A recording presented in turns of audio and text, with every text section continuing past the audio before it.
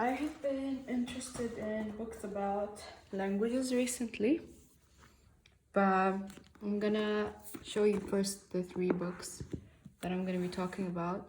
It's mainly this one. It's just a conversation I want to have with someone.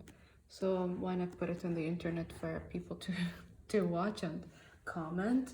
That's the best conversation to have, yeah? So three books, but mainly I'll be talking about this one, even though I don't remember what it was completely about.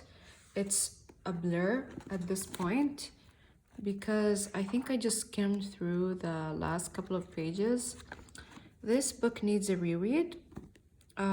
This is my first Umberto Eco, if you could believe that. This is not a good place to start if you want to read Umberto Eco for the first time. I'm sure he has other books, like he writes nonfiction. You could read that instead, but I chose to read this one. I'm not sure why, because I think I found it a really low price in a used bookstore. It's a nonfiction, it's not like his other books. I'm not completely familiar with all of his other books, but I know that he is obsessed with books and how books can mingle together and how books kind of connect together and speak together. So in that spirit, I want to kind of create a conversation between these three books and me as the reader, as the vessel of reading these three books. I want to kind of use that spirit of the Umberto Eco library to have a conversation about languages. This has been a recent obsession of mine. Languages. It started from this book, and I picked up this book because it had labyrinth in the title, and it was a nonfiction about something historical. And this book is about how the linear A and B was deciphered. If you know anything about ancient languages or dead languages, you'll know about linear A and B. In the castle of Minos in Crete, which is an island in Greece, Arthur Evans was an archaeologist working in that area, and his team found a bunch of tablets that were burnt, which is lucky for them because if you burn clay, it stays for a long time.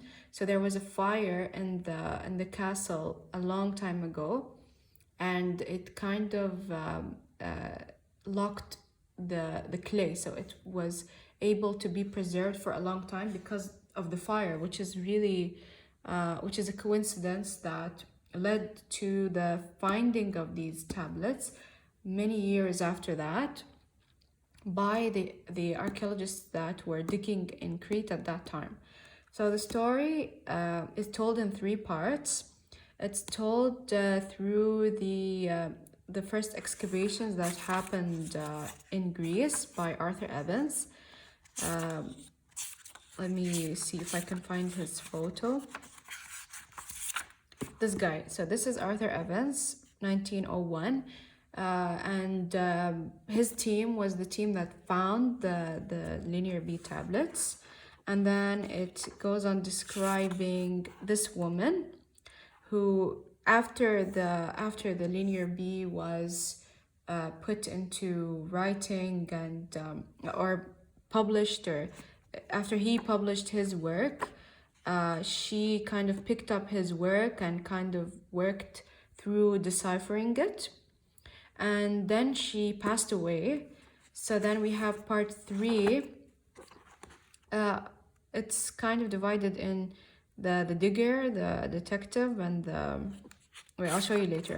I'm trying to find the picture so that you can have a full comprehensive idea of who I'm talking about. If you look at his picture, he will stay in your mind.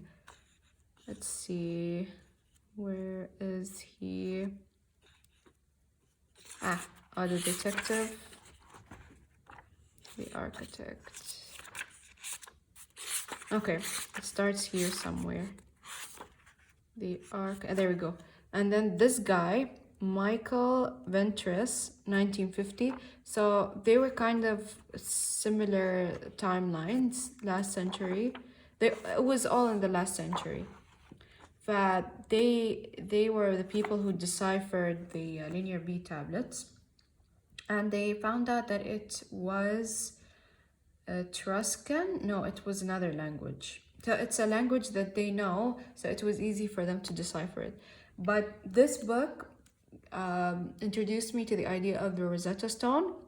And if you don't know about the Rosetta Stone, it's a stone that has 3 different languages, plus the ancient Egyptian hieroglyphs, and Greek, I believe, one of the languages that they can speak. And the way it was translated was that they found a name or a sentence that they can understand, and they took the letters and they kind of connected. If it was repeated, they knew that it was the name of this person. So that's kind of the way they deciphered the Rosetta Stone. And from this book, I started this obsession with reading about old languages. Then I read this book, which is in Arabic. I will do an Arabic review on this book. لا تخافوا، بسوي لكم مراجعة عربية عن هالكتاب. It's about the Semitic languages, so the origin of the Semitic languages, and it was written by Khazal al-Majdi. This book is written by Margaret Fox. I learned a lot about the way different languages intertwine and the way they evolved from this book. So it's not all about the language, it's about the different civilizations that come from the same linguistic root. But the beginning of the book talks about the way the language evolved and who spoke the language. So he kind of shows you the different people that could speak. So the Amori, the Babylonian, and different languages where their main root was the Semitic language. And then after this book, I read this book. But before I come to this book, I want to talk about another book. So I read this as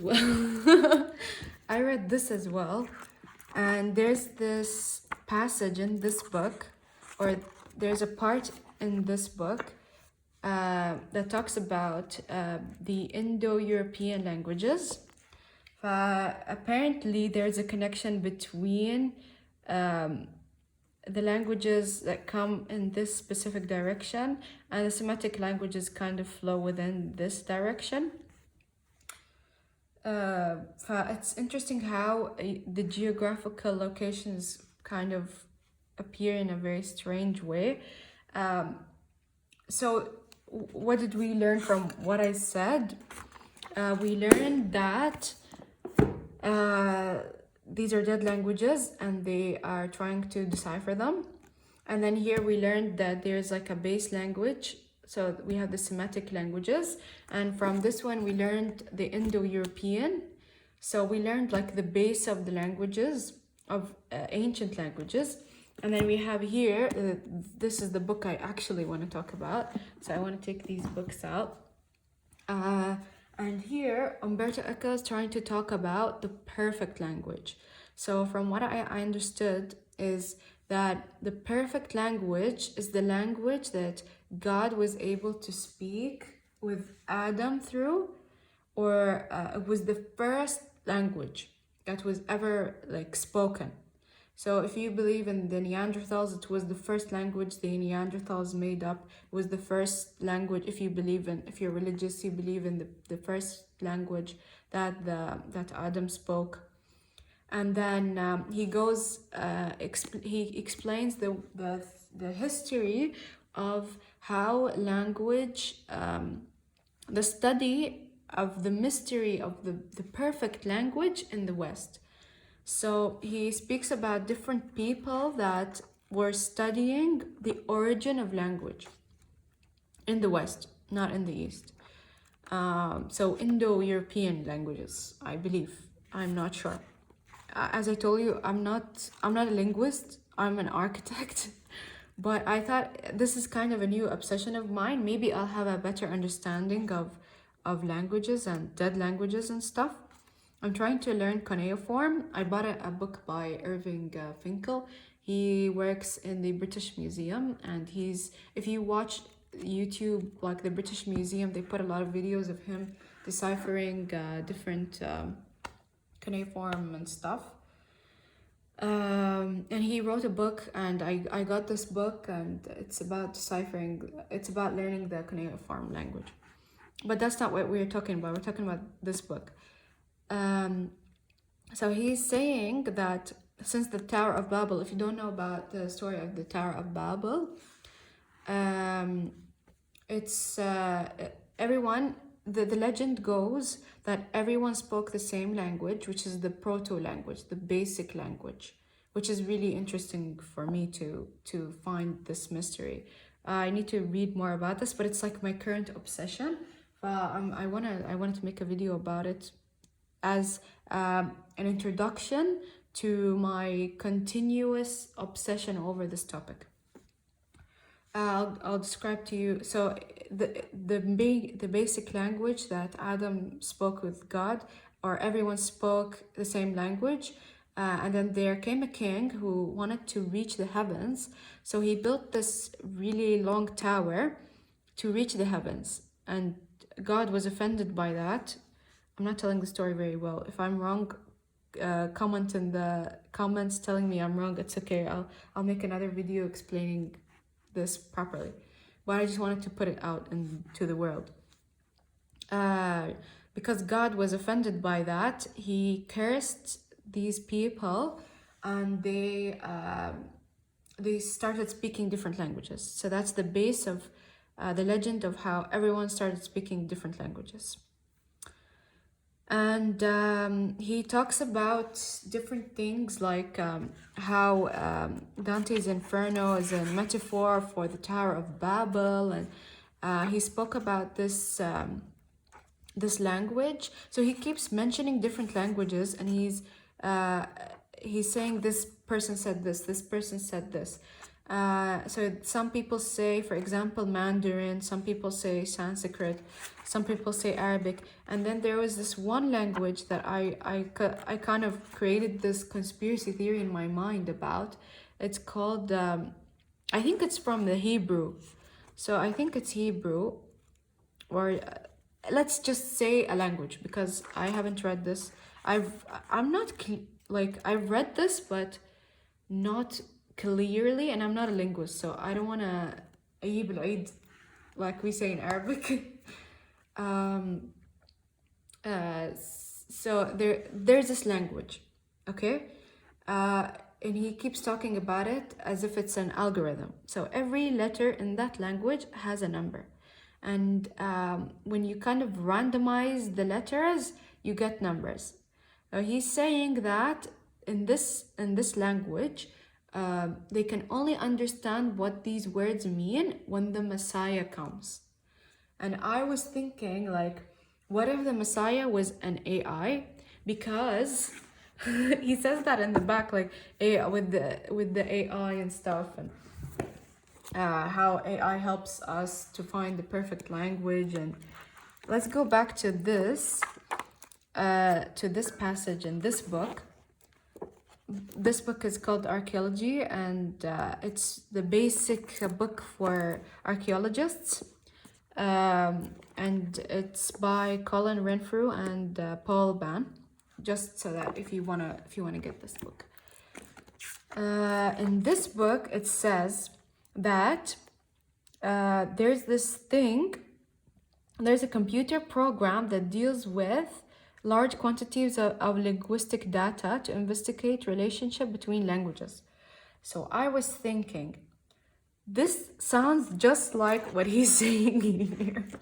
But I think this is my prediction, okay?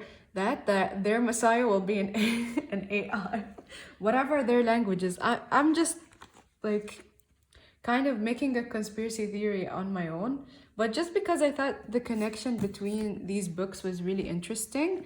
And I think in the spirit of Umberto Eco's obsession with the connection of the library, I wanted to make this video to commemorate his obsession with books speaking together. So this video is an example of how different books speak together and how I've been learning different things from different books and how they connect together.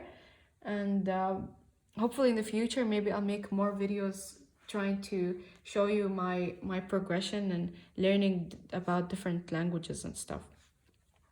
So I thought this was interesting, how they're using this program to find this. But I'm wrong, of course. I don't know anything about linguistics and languages, but it's just an interesting thing to think about. And I made this video so that we can have a conversation. If you feel that I'm wrong, if you feel that I'm right, if you're interested by this topic, if you're not interested, just let me know. I want to have a conversation with someone. And every time I tell people this fact, they're like, what the heck are you talking about?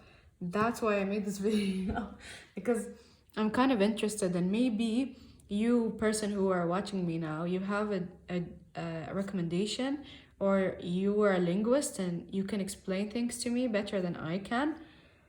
It's just a fun video. It's just a fun conversation to have online. So I hope you enjoyed this video and keep reading books, and hopefully I can make more videos in the future. Bye.